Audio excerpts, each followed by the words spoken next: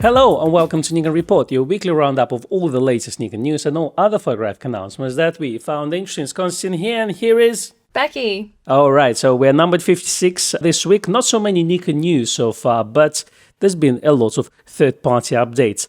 Let's start actually with the first one, and this one is about us. Photography news, awards grades Westminster's Retailer of the Year. Yes, it's very exciting. So we have to say a massive thank you to everyone who has voted for us this year in the Photography News Awards. It's been quite a privilege to win this one. We've never won this award before, so this was very, very nice. So thank you very much. Absolutely, we are very grateful, and we can talk about it for at least 2 more hours. I would like nothing more to say. Well, since we've covered us, let's go to the Nikon news. Finally, Nikon released the firmware updates that we all been waiting for. They released new firmware updates for Nikon Coolpix A900, B700 and Coolpix W300 cameras. All 3 updates fix the same issue. The order in which pictures were displayed in the SnapBridge download pictures thumbnail list would sometimes change. So aren't you glad that we've got that firmware update? Very specific. So please note that your SnapBridge has to be at least a version 2.8.3 or later, otherwise it won't work. The links for the firmware updates are in the description under the video below. But obviously, I don't know what Nikon is doing at the moment. I think Nikon is very clearly trolling Z6 II and Z7 II users right now because they want the update, but it's not happening. No, instead they've decided to fix this instead. Fair enough. Since it is their main priority, so the next one up hopefully will be Z9 firmware, but you never know. Maybe we will see Z6 and Z7 firmware update soon. What do you reckon, Becky? Are we going to see it soon or not? Z9 or Z6 and Z7 too? I think we owed one, not even autofocus and Pro, but just one, so just an extra number, just to make the users happy, because cameras are good enough in my opinion, but people want those sweet updates from Nikon, isn't it? This is a really great question.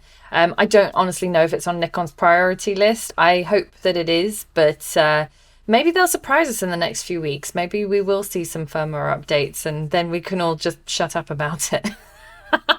Maybe they'll surprise us. That's what we said about 2-3 weeks ago. Yeah. But fingers crossed. I don't necessarily know that it's in the pipeline because it was a sort of invented firmware by the internet. Someone said, oh, there's a rumor and therefore it must be true. But that, as we know very well, that's not always the case. So I don't necessarily know that they're planning on doing a firmware update. As you say, I think that the cameras themselves are already very good. And the question is, what would they improve? Are we going to see an autofocus speed improvement, or are they just going to focus primarily on the Z9, which I think is going to be the case? I think the good news is that Nikon is updating the cameras that have been released 5-6 years ago, and this recent firmware updates of those Coolpix cameras is a clear example of that. So fingers crossed, I personally think that we will see the updates, maybe later rather than sooner, but they will happen eventually. And obviously having 2 processors on Z6 II and Z7 II cameras should help advance autofocus as much as they can. The first generation of Z6 and Z7 proves that, but I guess it takes a little bit longer to design the firmware and algorithm to improve the autofocus speed. So fingers crossed, hopefully we'll see some. It just becomes painful, I think, for the use of those cameras to see all the firmware updates coming to other cameras not there. And we feel you, the use of those cameras. We definitely want to see an upgrade as well as you are, but let's be patient at least as much as we can. I don't think patience is in the vocabulary of most photographers. Not just photographers, I think, just the internets in general, so... Just people.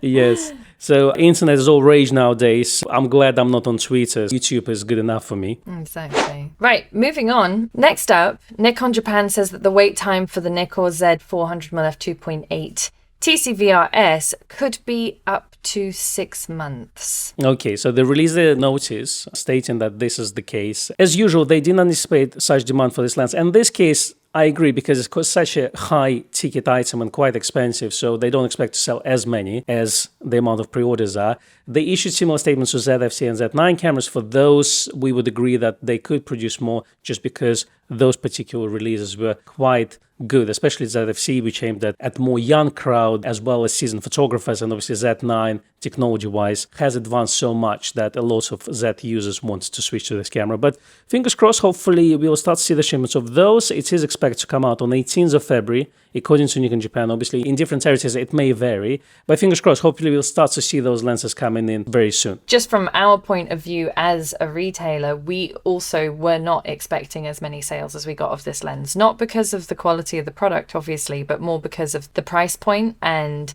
the target audience that it was aimed for. So we've probably sold about double the amount that we were expecting. For the first time in history, I actually understand Nikon's sentiments when they say they weren't expecting such a high level of orders. The question is, how many orders have they had for this lens? That I'd like to know. Absolutely. We should all join DP review forums and start our own 400Z serial numbers count and just see how many shipments arrived where. But I agree with you. It feels to me that Z users are very hungry for pretty much everything from cameras to the lenses. And it seems like they can't wait long enough for the new products to be announced. Yeah, exactly. Speaking of new products being announced, there's another rumor that came from Tom Hogan this time. In his article, which is called "Will Nikon Announce Something for CP+," he mentioned a couple of things. He said, I'm not hearing rumblings on new Z cameras at the moment, but one or two new Z mount lenses appear about ready to be announced. Plus, there's the already mentioned Z9 firmware update that adds the final, mostly video features to the camera we're all waiting for. And the Z9 was intended to be the centerpiece at Nikon CP Plus booth. Obviously, CP Plus is online only now, so Yeah, it has been won't be a cancelled. booth. Yeah. Thus, I'll take a wild stab at what we might hear from Nikon towards the end of February. One or more firmware updates and perhaps a new Z mount Nikkor. Could be a development announcement for further details on one of the known roadmap lenses. I like his prediction. What do you think, Con? Yeah, I think so. I mean, the one that's the lens on the roadmap, it seems like H5 1.2S will be announced, and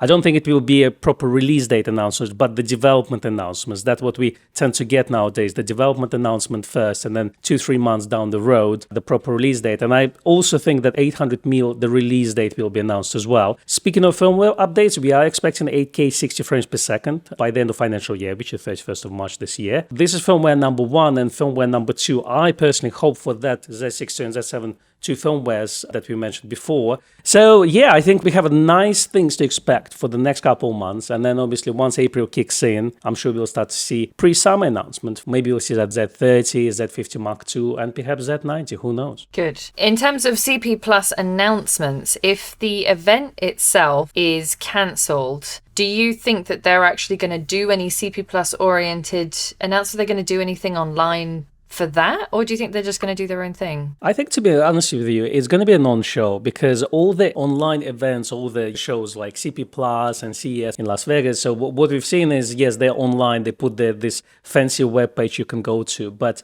news-wise, nothing's really happening. The good news is, in the day and age of the internet, you can create an event yourself. And in terms of Nikon announcements that we've seen, as well as the other brands, they just announce them on any day, regardless if it's at the expo or not. So in terms of this, I personally think that specifically on CP Plus, we won't see any announcements, but around that time, I'm sure they will come out with some sort of press releases, like we've seen, let's say, recently with the 400mm, etc. So in terms of this, the platform of the internet is there, and it's big enough for everyone to see. Everyone is getting their news now online. They don't really wait for the specific event to happen. So in terms of this, we've seen it in the past as well, that a lot of companies just pull out because just getting to the show, while it's a very prestigious thing to do, it also costs a lot of money to have a stand there and employ people, etc., etc. So a lot of companies, especially smaller companies now, moving towards just announcing things online and giving the products into the hands of reviewers, etc., etc. So I personally think, yeah, we will see some announcements around that time and definitely before the end of financial year, which is 31st of March. Will it be CP Plus related? I don't think so. Fair enough. I can completely see that. Also, Nikon have been doing premieres, which are almost more exciting because you can sit from the comfort of your own home and watch all this tremendous amount of work that's been put into announcing a product. And on top of that, the shows, I think the benefit of doing a show would be to showcase what's already available in the range rather than to announce a new product that you then can't show to people. So I agree with you. Absolutely. So show is for showcasing the current advancements pretty much. And as Tom Hogan pointed out, the Z9 Z9 supposed to be the crown of that show and of their main stand. Now, you've mentioned that Nikon started to do live streams with their announcements as well. So we've seen the Z9 live stream, which literally happened straight after the announcement. As well as I think they had with ZFC, where they had, people like Richie and, lots of photographers joining talking about the equipment. This is very Apple thing to do. Remember in the past, about 3-4 years ago, when we used to go to certain events on location where they would announce things, and there would always be this moment where they say, and one last thing, which is a very Steve Jobs thing to do. So Nikon did it very often, and it seems like, they kind of follow in that, the one more thing, and now we have the live streams, pretty much like a 1-hour online event for the announcements, etc., is happening, which I think is a good thing because, it kind of gives not just to press, but actually to people, photographers, users themselves, seeing the events unfolding in real time, effectively. Yeah. The thing that will interest me is whether or not we get firmware as big announcements now. The fact that Tom mentioned firmware announcements for CP Plus and then that's not happening makes me think, are Nikon really holding off on us for an event? I don't think so. I think either the firmware is ready to go and then they bring it out, or it's not ready to go. 8K 60 frames per second, is that what we've been waiting for, basically, and additional video features. The good news is, remember when the company who actually designed that codec for Z9, they came out about 2 months ago and say we finally patented the things. So because it's been patented, it seems like the firmware is being developed since then, and hopefully is ready to be published. But we are expecting it in the first quarter of the year, so which basically ends by the end of March. So I think it's pretty much guaranteed we'll get the firmware before that. Yeah, and I think when the Z9 was announced, they did say February, March for that announcement anyway. So they were predicting that they were going to bring it out then. They actually may have met their own expectations. Well, that's good news then, isn't it? Yes. Now, moving on to third-party news, Cassina is rumoured to announce the first Z-mount lens, which is a Voigtlander Nocton D 35mm f1.2 DX. This was something that was supposed to come out at CP Plus, apparently. Rumoured to be the case, so therefore it must be true. Okay. Well, according to rumors, it is based on the Fujifilm mount version of 35 1.2 lens. It looks very nice, looks very similar to their Leica equivalents, but the only problem is it's obviously a DX lens, so it will be aimed towards Z50 and ZFC users. And as all Voigtlander lenses, it will be manual focus only. Now, speaking of other Voigtlander lenses, the APO Scopar 90mm f2.8 SL2 lens, which is a full-frame lens available for Nikon F mounts, and Kappa Camera, which is a Japanese website, has a good review and kind of write-up of the lens with some sample images. My question to you, Becky, is, in this day and age of digital cameras, mirrorless cameras, and obviously autofocus lenses, does it make sense to buy a modern manual focus lens? This is a good question. I think yes. I mean, if you have a look at, for example, Zeiss lenses, which are legendary and known for their performance, they are manual focus. And particularly with the world kind of gearing towards cinematography and more filmmaking rather than just image making, generally speaking, manual focus is the safer bet there anyway. And it's more creative as well to manual focus with your lenses, even if you've got an autofocus lens. But there are tools if you need them to autofocus with. We went out to Kew Gardens, our video went up last weekend with the Megadap adapter, which is a solution, slow but solution. But also things like focus peaking and stuff like that. It's all geared to help someone shoot with manual focus lenses. So I think if you're looking for something creative that isn't available in the Z range, and as we've talked about before, the Z lenses are so clinically good sometimes. They're so sharp that you know what to expect from them. Whereas if you go for something a little bit different, if you go for a manual focus lens, you might have something a bit more aesthetically pleasing, a little bit different, not the kind of standard that we're expecting. I partially agree and partially disagree with you. Let's start with what I disagree with. So I personally think that if the manual focus lens costs as much as the autofocus equivalent, as well as, and sometimes actually more expensive if you're looking at used Zeiss lenses, does it really make sense for the convenience factor? I'm not talking videographers' lenses in this case. I'm talking about general use as photographers. Now, with us Nikon users, especially people coming from manual focus film cameras, I'm sure you have a good collection of old Nikon f-mount lenses, something like 35 1.4 AIS, which is one of my favorite lenses, or 105 2.5 that I use in Kew Gardens. It makes sense to keep those lenses. Would I buy a lens now and consider, say, Voigtlander over, let's say, vintage Nikon lens? That's a really good question. I really would have to think about it. And at the same time, let's say if you're looking at this 90mm lens, it is priced at £529 in UK. Would it make sense to look to get a 90mm lens 2.8 at £500 instead of considering something like 85 1.8 from Nikon or 85 1.4 lens, which would be potentially about the same price or slightly more expensive? Now, from another point of view, the current designs, well, they consider to be a vintage line, they are optimized for digital cameras. They probably will perform better compared to Nikon equivalents because they're optimized for digital instead of being designed for film cameras. So I'm a little bit confused about that from the point of I can see the benefits of it, but also I can see that at the same price point, I can buy something like, let's say, 85 1.8 S lens, which will be much sharper and will have autofocus, etc., etc. What do you think, Becky? I can see what you're saying. I mean, yes, price point is definitely a factor in there, and I wouldn't spend thousands of pounds on a manual focus lens unless it was a 58mm f/0.95, of course, but that's something else. It's a difficult one. I'd be interested to know what our viewers and listeners think in terms of would they buy a brand newly designed manual focus lens. Let's not talk about Zeiss, but these Voigtlander lenses, for example, that are coming off the line, are those something that would be of interest as an alternative to an autofocus Z lens? I see what you mean in terms of the price and convenience. If you've got the choice between a Nikon piece of glass and a third-party piece of glass, and one's manual focus and one's not, it doesn't make sense. But if you're looking for something different, and I'm talking creatively different, that the Z lineup doesn't give you, for example, then I could see why that might be an appealing thing to do. Take the DX lenses, for example. There's not enough Nikon Z original own brand DX lenses. So if you're a DX user and you're really dedicated to that, then going for a manual focus or any third-party lens is going to be your only alternative. I mean, I'm just trying to be a devil's advocate here. To be honest with you, I am all out for manual focus lenses and as many lenses as we can get.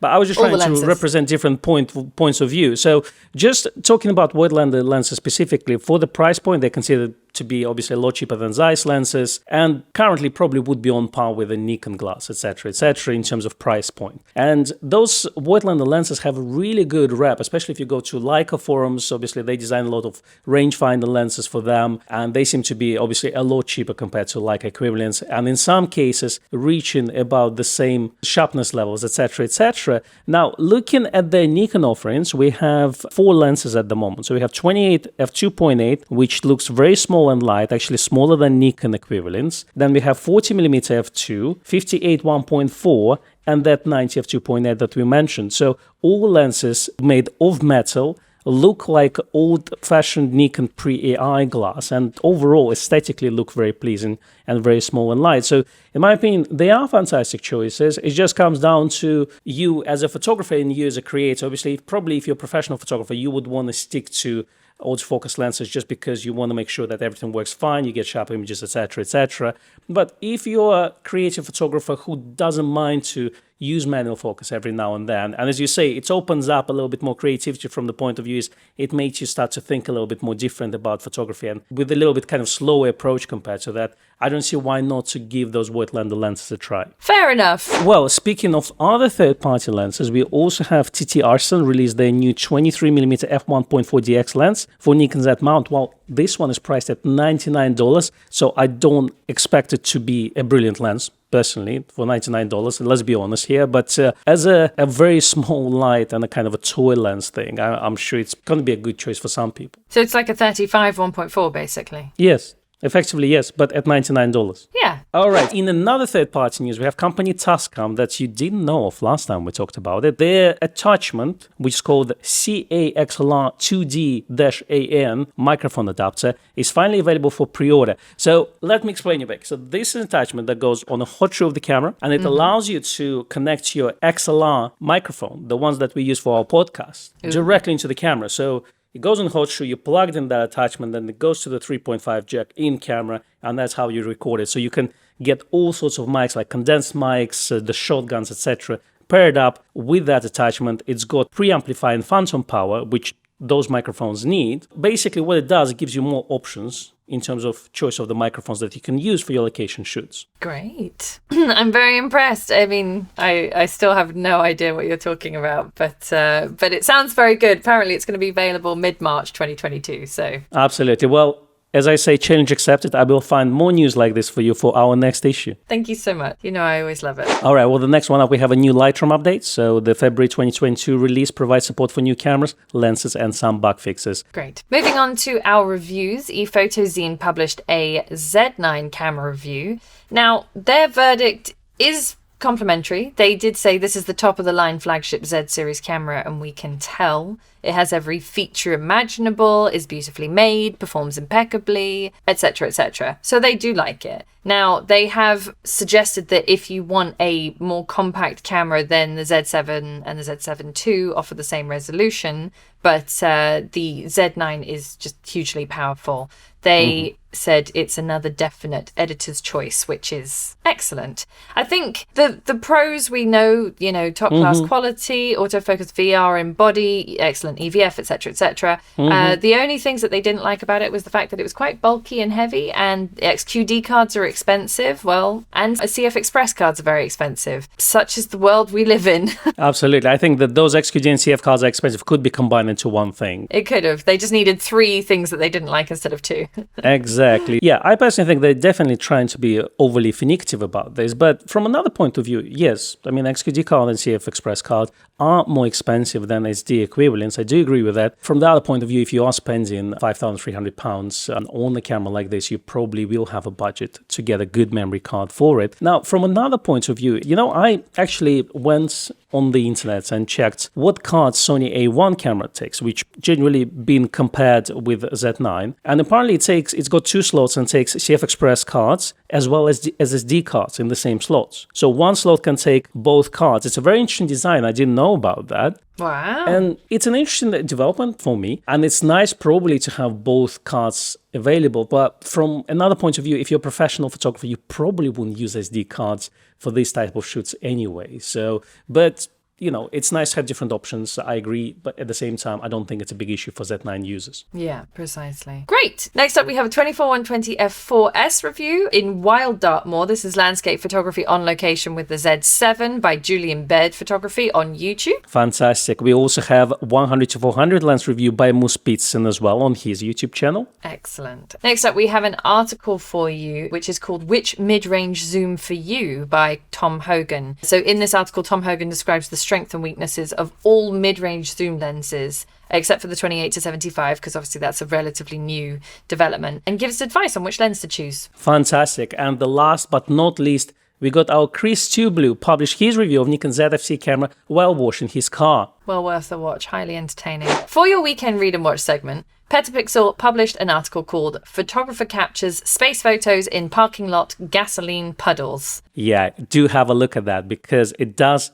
look like photographs of space taken on asphalt over the petrol. What it tells me is creativity can be anywhere, even under your own feet. Exactly. We also have Photographing Iceland with the Nikon D810 and D850 by James Rushforth. This was actually published on Nikon Rumors, but it does prove that you can do some pretty amazing pictures with outdated cameras. Not outdated. They're not outdated. I disagree. In this day and age, everything's outdated the moment it comes out. It's now old news.